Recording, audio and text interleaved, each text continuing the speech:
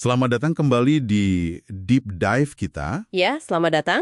Hari ini kita akan fokus pada tanggal 2 November. Mungkin kedengarannya biasa aja ya tanggal ini. Betul, sekilas memang begitu. Tapi ternyata, dari materi yang Anda siapkan, tanggal ini menyimpan momen-momen penting loh. Dampaknya luar biasa loh. Iya, efek dominonya panjang. Oke, jadi misi kita kali ini adalah menggali dua peristiwa kunci. Yang satu membentuk geopolitik Timur Tengah, satu lagi soal keamanan siber. Plus ada satu momen budaya juga. Siap. Yuk, kita mulai aja deh. Pertama, kita mundur ke tahun 1917. Ada deklarasi Balfour. Deklarasi Balfour. Sumber Anda bilang ini cuma surat pendek ya. Cuma 67 kata dari Menteri Luar Negeri Inggris. Tapi kok dampaknya bisa dahsyat gitu? Nah, ini dia. Suratnya memang singkat, tapi isinya itu janji Inggris untuk mendukung tanah air nasional bagi orang Yahudi di Palestina. Ini dikeluarkan pas Perang Dunia I. Waktu itu Inggris ya, lagi cari-cari dukungan strategis lah. Oke, terus yang bikin kontroversial? Nah, ini, seperti yang jelas banget di materi Anda, ini bagian dari apa yang disebut kontradiksi 3 janji Inggris. Wah, 3 janji. Ini yang rumit ya.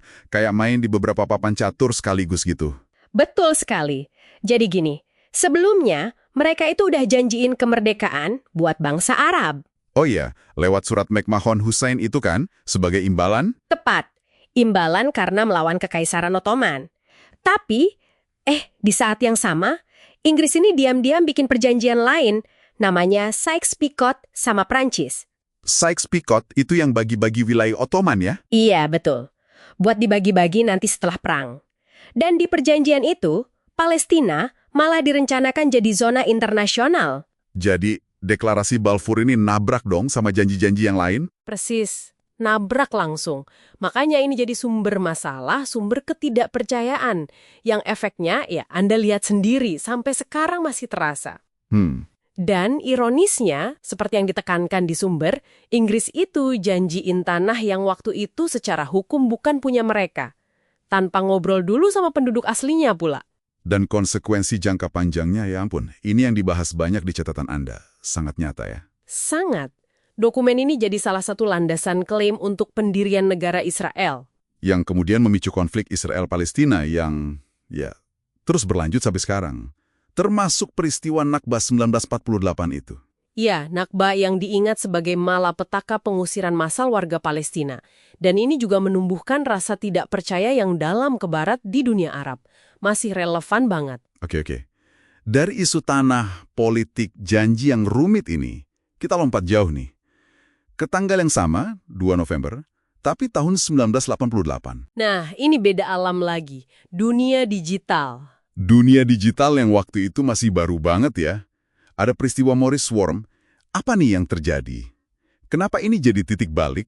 Jadi, tanggal 2 November 1988 itu, ada seorang mahasiswa pascasarjana, namanya Robert Tapan Morris. Dia bisa dibilang nggak sengaja melepas program worm komputer. Worm, semacam virus gitu ya? Mirip, tapi beda cara menyebarnya. Nah, internet waktu itu kan masih ARPANET namanya. Kecil banget skalanya, mungkin sekitar 60.000 komputer aja.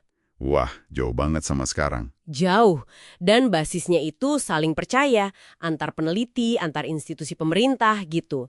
Nah, worm si Morris ini katanya sih niatnya nggak jahat, nggak buat merusak. Tapi ada bug, ada kesalahan di kodenya. Jadinya dia nyebar nggak terkendali. Kenceng banget, sekitar 10% jaringan kena. Itu sekitar 6.000 komputer. 6.000 komputer lumpuh. Di mana aja tuh? Di banyak universitas besar, laboratorium pemerintah penting, kayak NASA juga kena. Sistem mereka lumpuh. Wah, jadi ini kayak wake up call besar pertama gitu ya buat dunia cyber. Masa-masa polos internet berakhir di situ. Tepat sekali. Itu akhir era kepolosan internet. Dampak terbesarnya ya pergeseran total cara pandang soal keamanan siber. Muncullah kesadaran soal keamanan ya? Iya. Sebagai respon langsung, salah satu dokumen Anda nyebutin soal pendirian CERTCC, Computer Emergency Response Team Coordination Center. CERTC ini kayak UGD cyber pertama gitu? Betul. Didirikan oleh DARPA di Carnegie Mellon. Ini jadi model buat tim-tim tanggap insiden siber di seluruh dunia. Jadi fondasi industri keamanan siber yang sekarang nilainya triliunan dolar itu. Dan si Morrisnya sendiri gimana? Dia jadi orang pertama yang dituntut pakai undang-undang penipuan dan penyalahgunaan komputer AS, jadi presiden hukum penting soal kejahatan cyber. Luar biasa ya.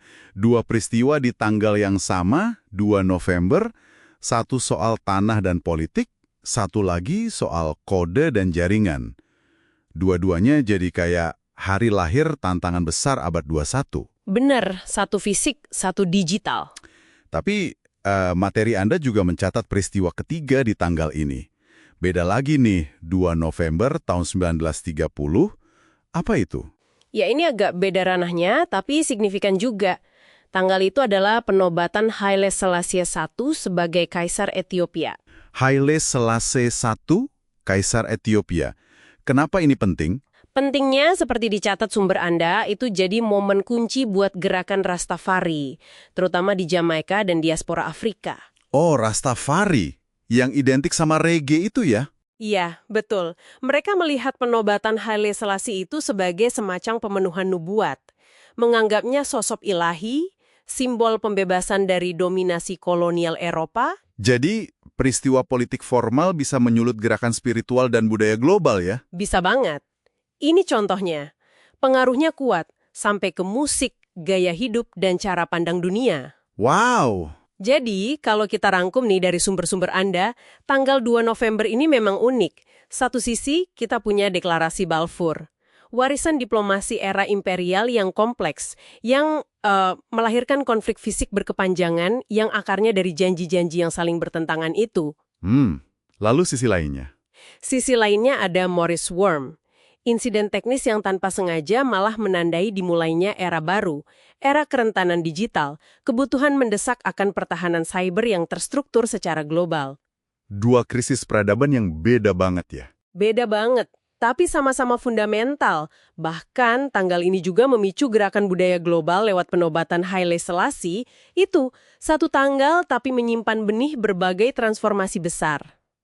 Ini deep dive yang benar-benar membuka mata ya. Soal signifikansi tak terduga dari 2 November. Semuanya dari materi yang Anda kumpulkan. Iya, menunjukkan betapa hal kecil bisa berdampak besar. Benar-benar menunjukkan gimana keputusan politik sesingkat 67 kata, atau ya kode komputer yang mungkin awalnya iseng, bisa membentuk ulang dunia kita puluhan tahun kemudian. Persis. Nah, sebagai penutup, mungkin ini pertanyaan buat Anda renungkan di rumah. Kalau surat pendek dan kode komputer aja bisa bergema begitu lama, kira-kira nih, keputusan kecil atau mungkin inovasi teknologi apa hari ini yang sedang diam-diam menanam benih perubahan besar di masa depan? Pertanyaan bagus untuk dipikirkan. Terima kasih sudah bergabung dalam Deep Dive kita kali ini. Sama-sama.